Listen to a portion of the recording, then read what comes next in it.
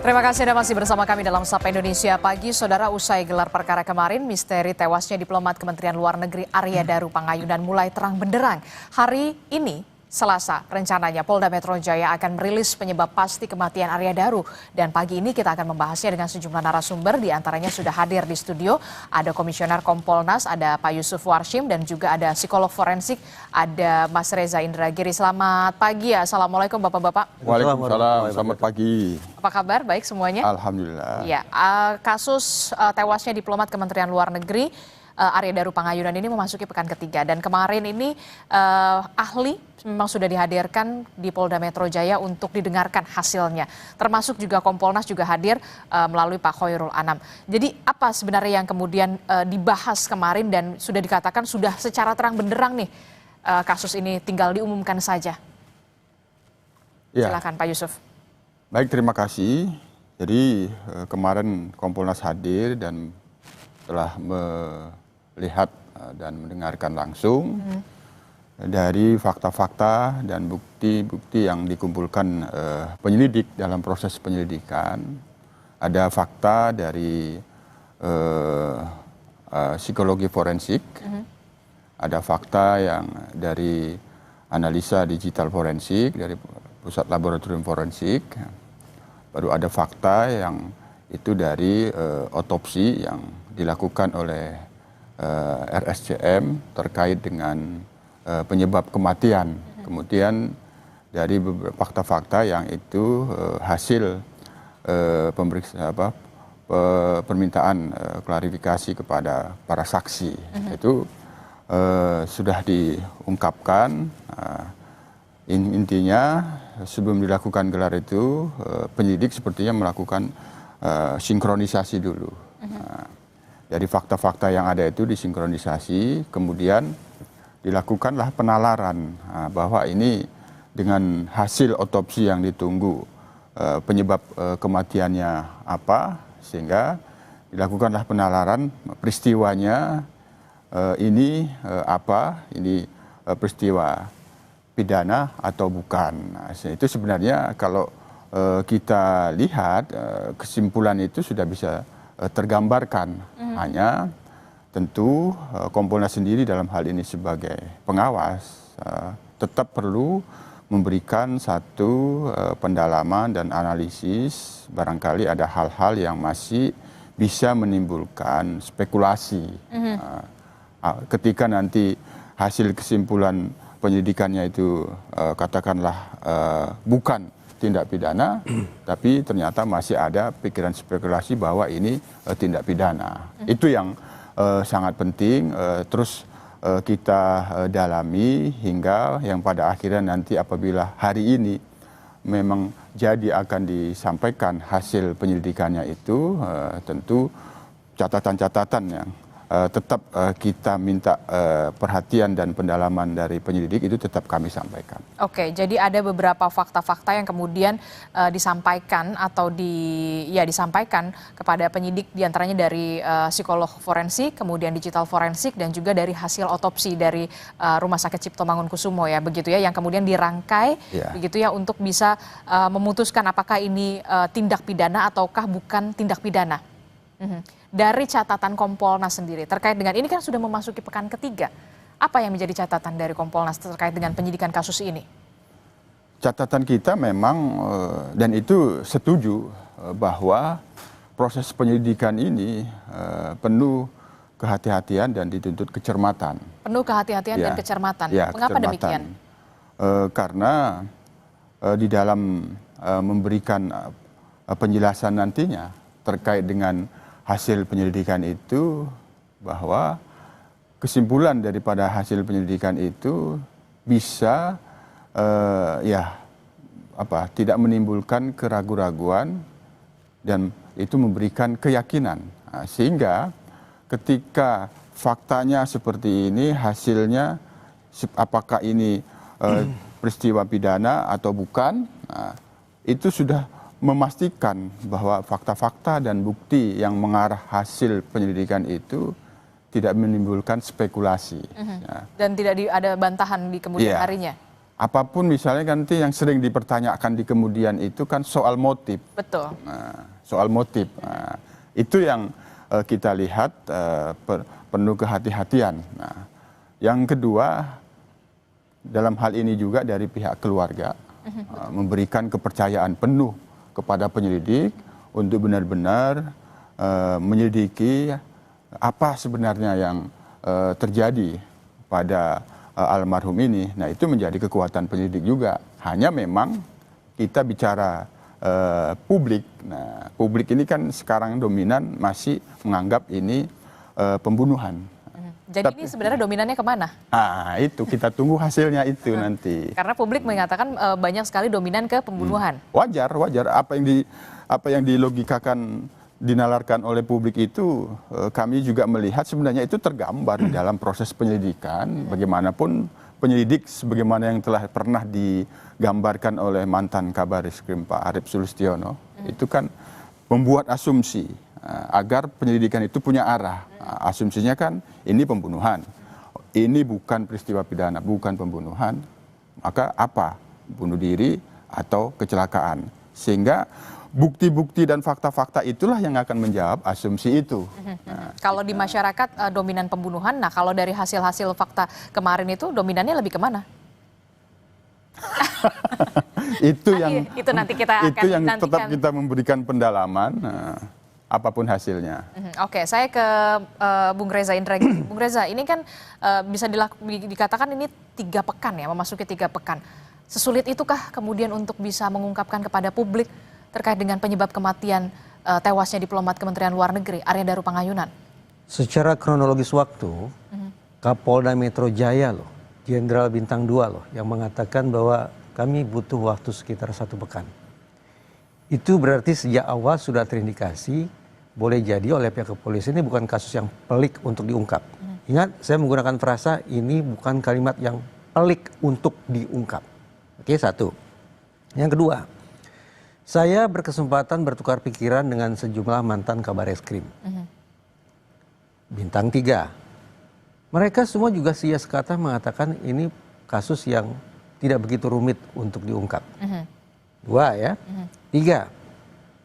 Sampai beberapa hari lalu, tepatnya kemarin atau 2 hari lalu, Kasubdit Penmas Polda Metro Jaya berulang kali dalam pernyataannya menggunakan kosakata apa? Penyelidik, bukan penyidik, penyelidik. Ketika kata itu yang dipakai secara terbuka dan berulang kali diucapkan, maka kita punya alasan untuk menduga kuat tidak ada pidana. Karena kosakata yang dipakai adalah penyelidik. Beda kisah kalau penyidik. Ya, 3. 4.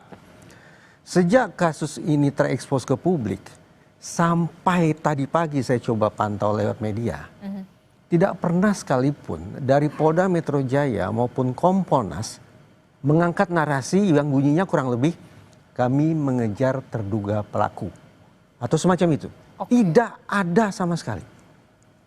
4 hal ini yang menjadi dasar bagi saya untuk memang berspekulasi bahwa boleh jadi nantinya yang akan diumumkan oleh Polda Metro Jaya adalah meninggalnya almarhum memang sangat menyedihkan, tapi bukan akibat peristiwa pidana.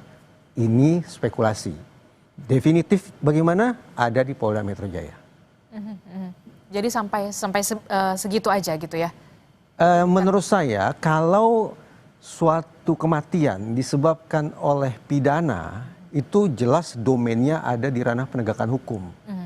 Dalam konteks perbincangan kita berarti ada di kepolisian.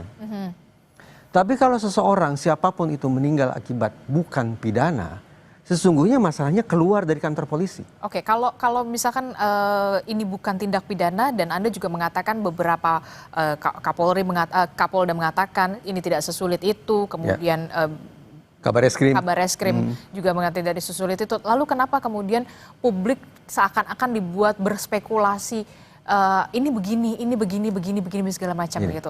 Apa yang kemudian membuat rasanya kok ya lama sekali begitu untuk menentukan suatu penyebab kematian Arya Daru Pangayunan?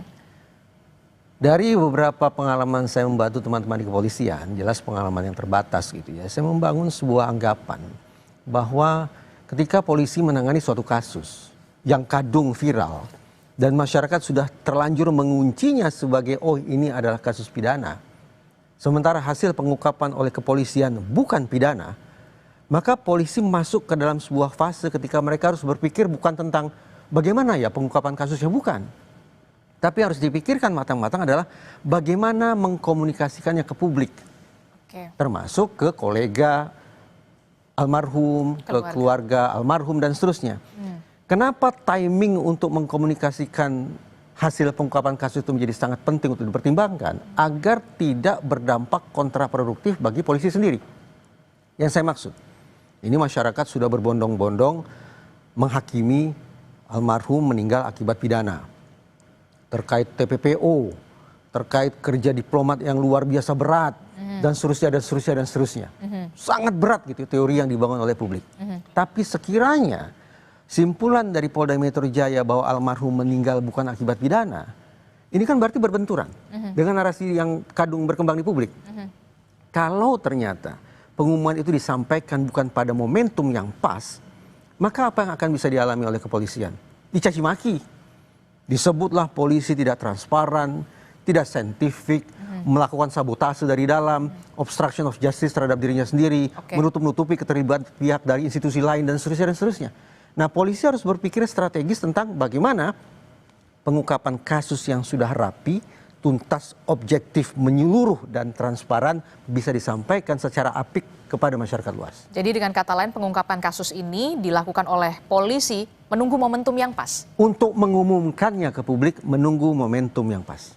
Terkait dengan menunggu momentum yang pas, pola komunikasi yang dilakukan oleh polisi itu saya memandangnya, ini bentuk atau strategi yang dipakai oleh pihak kepolisian untuk mencicil informasi kepada masyarakat. Ya, karena kita juga merasakan dari awal pertama kali dicicil lah dalam tanda kutip dicicil CCTV dulu dikeluarkan, kemudian CCTV yang lain dikeluarkan, barulah kemudian ada CCTV yang di rooftop Kementerian Luar Negeri, begitu ya. Dicicil sedemikian rupa sebagai bentuk pengkondisian kepada masyarakat. Pengkondisian. Agar kalau ternyata simpulan polisi ternyata berbeda dengan anggapan publik, masyarakat yang sudah dicicil informasi itu sudah akan lebih bisa menerima kemungkinan bahwa seseorang meninggal ternyata bukan akibat pidana. Bahwa ternyata publik akhirnya dihadapkan pada fakta yang berbeda. Dengan kata lain, untuk mencegah terjadinya benturan tahap kedua antara polisi dengan masyarakat terkait dengan narasi yang berkembang di publik, itulah strategi yang boleh jadi sedang digunakan saat ini, yaitu mencicil informasi. Sambil mungkin nih teman-teman di Polda Metro Jaya juga melakukan cermatan terhadap sosial media netizen untuk melihat seberapa jauh netizen sudah mulai bisa menerima kemungkinan bahwa seseorang meninggal akibat bukan pidana. Benarkah demikian Kompolnas dari hasil yang sudah dilakukan pengawasan? Jadi sebenarnya polisi memang hanya menunggu momentum yang pas untuk melakukan pengungkapan sebuah kasus tewasnya Arya Daru Pangayunan. Karena memang sudah terlalu banyak sekali ini ada atensi juga, kemudian juga spekulasi-spekulasi yang sudah berkembang di masyarakat dan juga media sosial. Kompolnas melihatnya tidak demikian, tapi melihat pada bagaimana penyelidik, sekali lagi ini penyelidikan secara sederhana, tujuannya kan penyelidikan itu untuk mengumpulkan informasi dan bukti awal terkait dengan dugaan tindak pidana.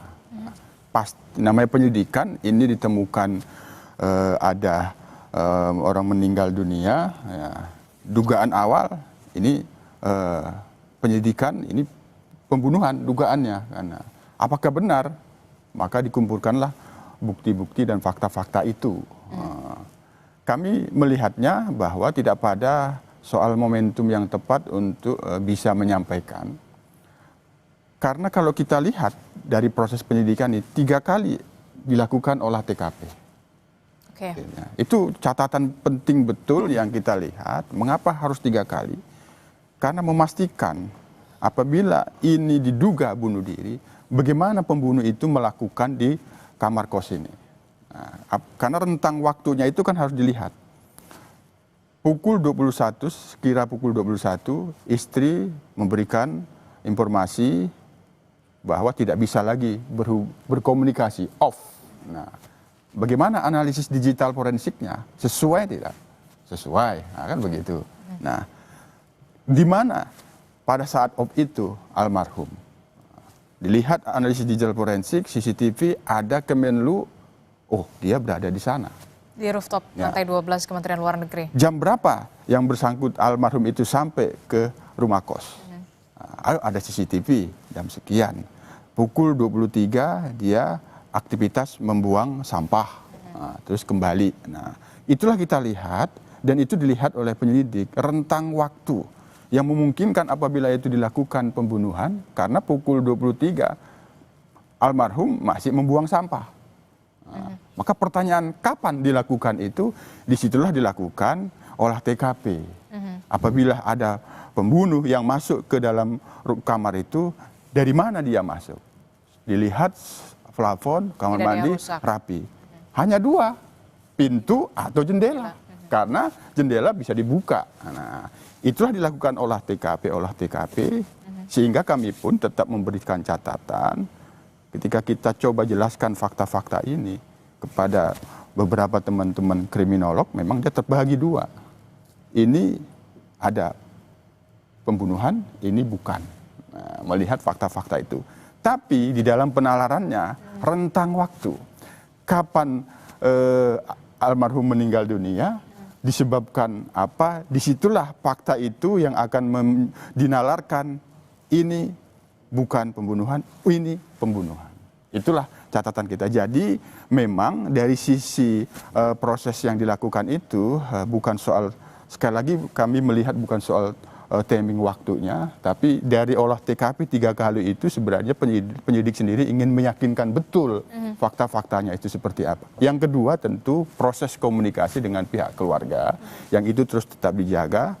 Apa yang diinginkan oleh keluarga itu terus dijaga oleh pihak penyidik, sehingga kita terkesan memang seolah-olah lambat memberikan informasi, tapi kami sendiri sebagai pengawas tentu terus mendorong agar ada update, termasuk proses, termasuk fakta-fakta apa yang penting untuk dikumpulkan. Maka itulah kami ke Jogja. Kami Jogja bertemu dengan keluarga, memberikan satu pendalaman terhadap proses yang sudah dilakukan oleh penyidik, sehingga itu yang kita sampaikan. Sehingga apa yang kami sampaikan itu sebenarnya mendorong pihak penyidik sendiri secara bertahap menyampaikan kepada publik, termasuk tentang rooftop itu kan kami juga sudah menyebut di awal di wawancara beberapa media. Apakah itu benar? Saya katakan benar. Ada rekaman CCTV yang itu ada di rooftop. Hanya yang perlu dianalisis dan dinalarkan apa aktivitasnya. Nah, yang itu bisa kemudian menggambarkan fakta apa di situ. Nah, itu yang kemudian jadi pertanyaan saya begitu kan. Ini berkomunikasi terakhir jam 9, kemudian off, tidak ada komunikasi, barulah kemudian muncullah CCTV di rooftop Kementerian Luar Negeri begitu ya, yang dikatakan bahwa Arya Daru Pangayunan berada di rooftop di lantai 12 kalau tidak salah, dan ditemukan tas berisi rekam medis dan juga belanjaan Arya Daru. Apa dari sisi psikolog forensik yang bisa dibaca dari sini? Tapi jangan dijawab dulu, Mas Reza. Temukan jawabannya usai jeda. Tetaplah bersama kami di Sapa Indonesia Pagi. Kami akan segera kembali.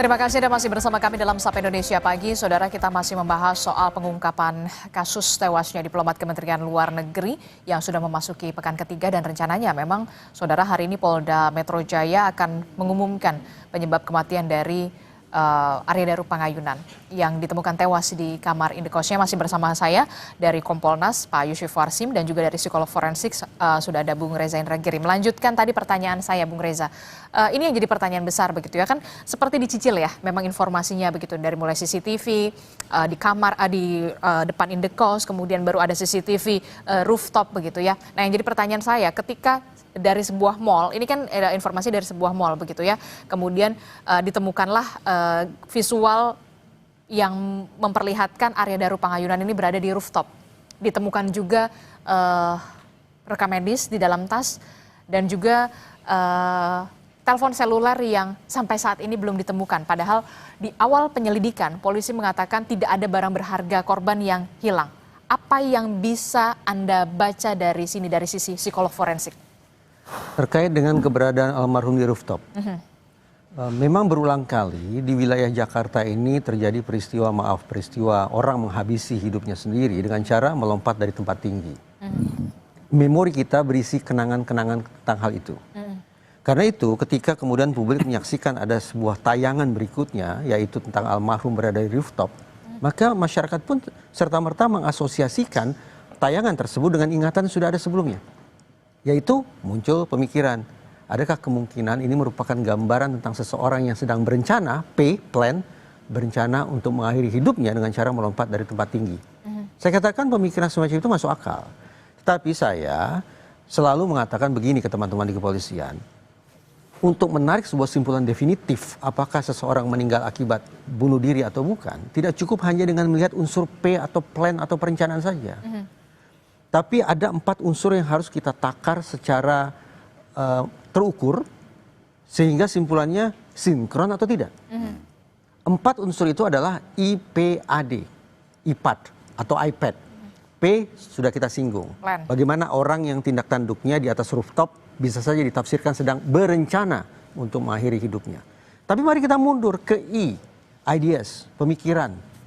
Tercermin lewat perkataan, perbincangan, posting di media sosial, di WhatsApp, ataupun narasi-narasi lainnya. Kalau sekiranya narasi atau ideas itu gelap, mengirim pesan-pesan tentang mengakhiri hidup dan sejenisnya, maka sudah ada unsur penguat bagi kita untuk menarik simpulan, oke, boleh jadi kemungkinan ini adalah keputusan untuk mengakhiri hidup sendiri. Sudah I, sudah P. Kita pindah ke A, action. Faktanya, maaf, almarhum ternyata tidak melompat dari tempat tinggi. Tetapi ditemukan dalam kondisi yang menyedihkan, mengenaskan sedemikian rupa. Berarti sudah ada satu unsur yang tidak sinkron dengan unsur lainnya. Yaitu A tidak sinkron dengan P-nya. Nah, masuk ke unsur yang keempat, yaitu death. Death, kematian. Ini yang perlu ditarik simpulan, apakah ini kematiannya kapan, dan seterusnya, dan seterusnya. Yang ingin saya katakan akhirnya begini, kalau IPAD tadi itu sinkron satu sama lain, maka secara terukur kita bisa menarik sebuah simpulan bahwa seseorang meninggal akibat bunuh diri. Tapi kalau antar 4 unsur tersebut tidak sinkron, bahkan mungkin kontradiktif satu sama lain, maka kita memang harus mengecek ulang apakah dugaan tentang bunuh diri ini harus kita definitifkan atau justru harus kita bandingkan dengan kemungkinan situasi lainnya yang menyebabkan seseorang bisa kehilangan nyawa. Untuk IPAD ini menurut Anda dari kasus Arya Daru Pangayunan ini sinkron semuanya? Itu yang tidak jelas. Kita pindah ke perbincangan tentang handphone. Menurut saya handphone perlu didapat untuk apa? Untuk membaca pesan-pesan seperti apa yang barangkali sudah dilakukan oleh almarhum dengan entah itu keluarga atau dengan teman atau siapapun guna menangkap ideas, yaitu pemikiran, narasi, perbincangan, posting yang bernuansa gelap atau semacamnya. Kalau handphone tidak bisa ditemukan, maka ya kita harus mengandalkan cara lain, mewawancara keluarga kah, atau dengan melakukan pembongkaran secara elektronik yang barangkali bisa dilakukan oleh teman-teman di kepolisian untuk menangkap atau ideas yang ada pada diri almarhum menjelang ditemukan dalam kondisi semenyedihkan itu. Jadi menurut Anda dengan hilangnya telepon genggam atau handphone milik Arya Daru ini bukan rujukan terakhir dan pertama, tapi kemudian juga bisa ada alternatif lainnya untuk bisa kemudian mencari tahu sebenarnya apa perbincangan terakhir. Yang saya sampaikan ini kan sesungguhnya bicara tentang profiling atau otopsi psikologis. Otopsi psikologis itu bisa dilakukan dengan pemeriksaan dokumen, pemeriksaan jejak-jejak komunikasi, atau juga dilakukan dengan cara memeriksa orang-orang dekat yang dianggap tahu tentang keseharian, kehidupan, kekhasan, problematika hidup, dan sejenisnya yang ada pada diri seseorang yang meninggal dunia. Nah, kalau profiling ini bisa dilakukan secara utuh, maka mudah-mudahan otopsi psikologisnya akan bisa berkontribusi memperkuat hasil otopsi oleh kedokteran. Oke, kalau menurut Anda dari teori yang IPAD ini ada ketidaksinkronan begitu ya, masih absurd lah ibaratnya begitu ya. Nah, kalau menurut Anda dari penilaian Anda psikolog forensik, ini lebih dominan kemana arahnya? Saya tidak hanya meninjau dari sisi IPAT ya, tapi saya di segmen sebelumnya juga mencoba menakar pernyataan sekian banyak pemangku jabatan atau pemegang otoritas yang legitimate untuk saya simak pendapatnya. Yang ingin saya katakan, kemungkinan almarhum meninggal dalam situasi natural atau alami tampaknya bisa kita kesampingkan. Kenapa? Karena ya almarhum ditemukan dalam kondisi sedemikian rupa. Dan kita tentu bersepakat itu bukanlah kondisi yang secara natural atau alami dialami oleh orang yang meninggal dunia. Satu, berarti kita kesampingkan kemungkinan yang natural. Yang kedua, kemungkinan bahwa almarhum meninggal akibat perbuatan orang lain. Saya menggunakan frasa akibat perbuatan orang lain, bukan pembunuhan. Bagaimana kemungkinannya? Kemungkinan selalu ada. Tetapi bukankah Polda Metro Jaya dan Kompolnas sendiri yang mengatakan, tadi sudah diilustrasikan oleh Pak Yusuf, yang memandu cara kita berpikir untuk tampaknya kemungkinan tentang almarhum meninggal akibat perbuatan orang lain pun bisa dikesampingkan. Sidik jari yang ditemukan hanya satu. Plafon tidak ada tanda-tanda dijebol atau dirusak.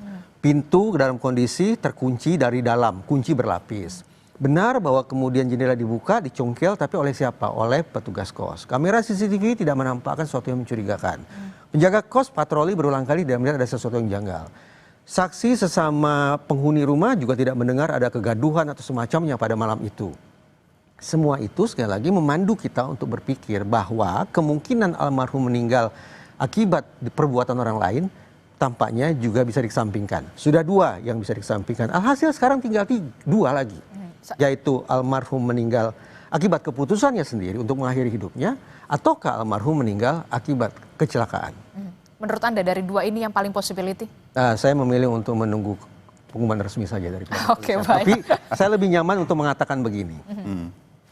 Karena begini Mbak Dis, dari 4 situasi yang saya sebut tadi, yang pidana cuma satu, yaitu meninggal akibat perbuatan orang lain. Inilah satu-satunya ruang bagi publik untuk mendiskusikannya secara terbuka. 3 kemungkinan yang lain bukan pidana. Karena bukan pidana, maka sesungguhnya kita punya keinsafan, ini isu privat manusia. Ini masuk ke dalam isu privat. Betul. Dengan demikian ada batasan bagi kita untuk berdiskusi, berimajinasi, berspekulasi atau apapun itu tentang penyebab meninggalnya almarhum. Karena itu saya mencoba untuk membatasi diri dalam batasan itu dengan mengatakan pilihannya hanya 2. Apakah polisi akan menyimpulkan almarhum meninggal akibat pidana, ataukah almarhum meninggal bukan akibat pidana? Perkiraan saya, dengan menyisir kemungkinan-kemungkinan tadi sudah saya sampaikan, kemungkinan tampaknya adalah dengan segala hormat ke keluarga almarhum, almarhum meninggal bukan akibat pidana. Kesimpulan definitif ada di Polda Metro Jaya. Tentu kesimpulan akhirnya kita menyerahkan kasus ini kepada Polda Metro Jaya. Tapi kalau kemudian kita lihat ya, mohon maaf sekali dengan ditemukannya almarhum dalam kondisi seperti itu, begitu kan? Ini kan kehabisan nafas, begitu ya, kehabisan oksigen, afiksia, begitu ya. Tapi kemudian yang berkembang juga, kok lilitannya terlalu rapat, terlalu banyak jadi spekulasi. Nah, bagaimana ada psikolog forensik melihat soal ini? Ada satu informasi yang tadi sepertinya sudah saya sampaikan. Berspekulasi tentang arah lipatan lakban, gulungan lakban segala macam, itu bisa saja. Saya tidak cukup kompeten untuk sampai ke sana. Tapi saya terkenang perkataan Pak Arief, Ketua Harian Kompolnas, yang mengatakan sudah dilakukan pemeriksaan sidik jari, hanya ditemukan 1 sidik jari. Ya sudah. Yaitu sidik jari almarhum sendiri.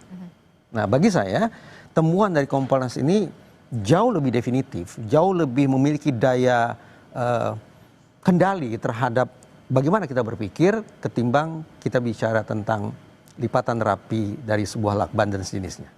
Mungkin ini pemikiran saya yang tidak cukup sampai ke analisis tentang bagaimana bentuk lipatan lakban itu bisa saya tafsirkan. Apakah itu merupakan perbuatan almarhum ataukah perbuatan orang lain. Termasuk juga yang juga jadi pertanyaan saya adalah rekam medis yang kemudian dibawa almarhum, kemudian saya nggak tahu ya, memang sengaja ditinggalkan atau seperti apa gitu di lantai 12 itu Kementerian Luar Negeri. Itu yang kemudian jadi pertanyaan juga besar bagi kita semua selanjutnya. Menurut Anda dari sisi psikolog forensik bagaimana? Oke, tadi ada dugaan rencana untuk mengakhiri hidup begitu ya. Tapi kemudian kenapa kemudian ada juga rekam medis di sana? Saya juga tidak memiliki kemampuan untuk menafsirkan apa sesungguhnya makna barang yang ada di rooftop itu. Apakah ditinggal ataukah tertinggal? apakah rekam medis itu justru bisa membantu kita untuk melakukan otopsi psikologis misalnya dengan melacak riwayat kesehatan almarhum? Kemungkinan itu selalu ada. Oke, Pak Yusuf Warshim, soal penemuan rekam medis, apakah ini juga sudah dikomunikasikan juga ke keluarga almarhum Arya Daru? Ya, apapun komunikasi yang terjadi antara penyelidik dengan pihak keluarga sejauh ini cukup aktif, sehingga perkembangan-perkembangan fakta-fakta yang didapatkan kami lihat selalu diupdate untuk memberikan semacam kepercayaan, karena kekuatan utamanya kan ada pada keluarga. Beda kalau keluarga sendiri itu sudah dari awal menganggap ini bukan meninggal sendiri tapi ini pembunuhan, nah, gitu. Itu beda lagi itu. Nah, tapi karena keluarga ini memberikan kepercayaan penuh kepada penyidik, apapun hasilnya mereka akan terima, tapi kan penyidik selalu memberikan informasi, termasuk ya barang-barangnya. Nah, terkait dengan yang di rooftop itulah bagian dari itu kan fakta.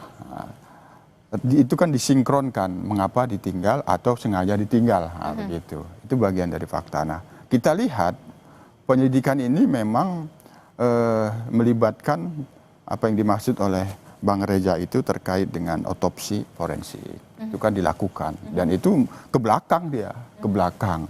Pada saat mereka melihat ke belakang itu membutuhkan juga fakta-fakta yang bisa dikemukakan dari analisis digital forensik. Nah, apa yang ada dalam digital almarhum yang itu bisa menerangkan fakta-fakta yang itu bisa menjadi informasi untuk dilakukan otopsi psikologi forensik oleh Apsipor. Itu cukup panjang, itu menarik ke belakangnya sampai ke tahun 2013 kalau ingatan saya, sampai ke belakang informasi yang dilakukan analisis sehingga dari 2013 itu bisa digambarkan bagaimana sebenarnya almarhum ini, sosoknya seperti apa, ada hal-hal apa yang itu punya hubungan dengan peristiwa meninggalnya almarhum di kamar kos itu. Itulah dilakukan analisis. Nah, itu menjadi fakta yang penting juga untuk dilakukan otopsi oleh psikolog forensik. Nah, sehingga dengan fakta-fakta yang tadi ada analisis digital forensik, ada fakta yang dari psikolog forensik, dan fakta yang dari otopsi hasilnya sudah ada, itu disinkronisasi sehingga menjadi sebuah peristiwa yang menjelaskan ini kesimpulan penyidikannya pidana atau bukan. Kalau Bang Reza tadi memberikan keyakinan, dominannya bukan pidana. Bukan pidana. Dugaan saya. Ada dugaan. Tapi beberapa diskusi saya dengan para kriminolog masih memungkinkan bahwa ini pidana, tapi tentu saya menyimpulkan apabila ini pembunuhan, maka ketika ditemukan sidik jari hanya korban, maka tentu dilakukan dengan sangat rapi. Sangat rapi itu membayangkan dia bisa masuk ke kamar itu, barangkali kepalanya ditutup dengan penutup yang tidak bisa jatuh rambutnya, karena kalau jatuh rambut pelaku bisa diperiksa DNA, ketahuan. Jadi membayangkannya seperti itu. Tentu ini sekali lagi bagaimana situasi di TKP sudah dilakukan olah TKP, kami melihat penyelidik melakukan imajinasi dalam asumsi-asumsi 3 tadi.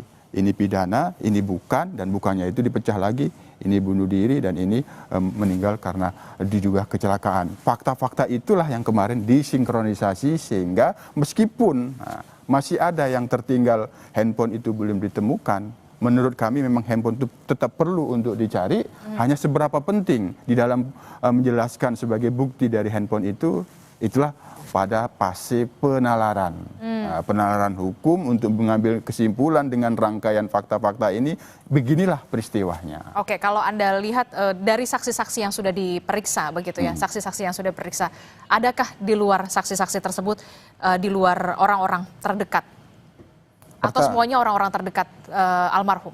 Pertama, kita melihat mengapa saksi ini diperiksa tentu sesuai dengan petunjuk dan fakta-fakta yang awalnya sudah ada. Nah, saksi yang kami lihat kalau kita dapat klasterkan sepertinya dari keluarga, dari lingkungan kos itu, hanya yang kami terus akan dalami seberapa penting saksi penghuni kos lain.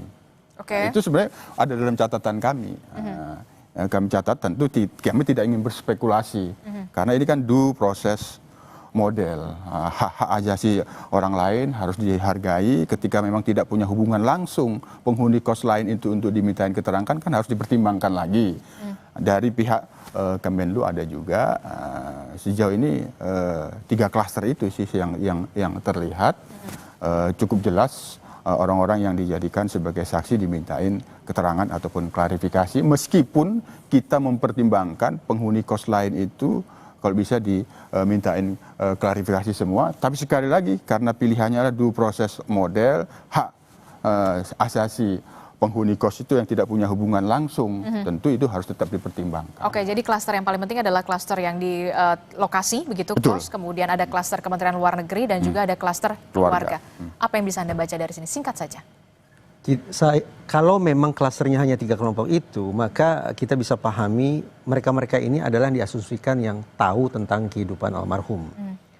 Mengesampingkan kemungkinan ada pihak eksternal yang melakukan perbuatan apapun terhadap almarhum. Itu artinya, kalau saya menafsirkan, semakin kuat dugaan saya. Sekali lagi hanya sebatas dugaan. Bahwa terbatasnya saksi dari 3 klaster itu mengindikasikan dari pihak kepolisian pun baru sebatas penyelidikan yang belum menemukan ada unsur pidana di balik meninggalnya almarhum.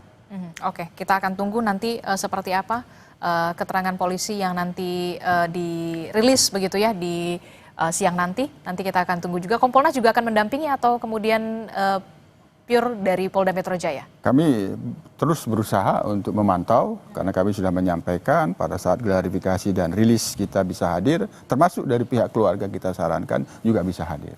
Oke, berarti kita harapkan juga ini biar cepat selesai begitu ya, biar keluarga korban juga terjawab, publik juga tidak semakin liar untuk berspekulasi dan juga berasumsi. Terima kasih Bung Reza Indragiri sudah bergabung bersama kami, Pak Yusuf Warshim dari Kompolnas sudah bergabung bersama kami. Nanti kita akan lihat bagaimana keterangan resmi yang diberikan oleh Polda Metro Jaya siang nanti. Terima kasih Bapak-Bapak.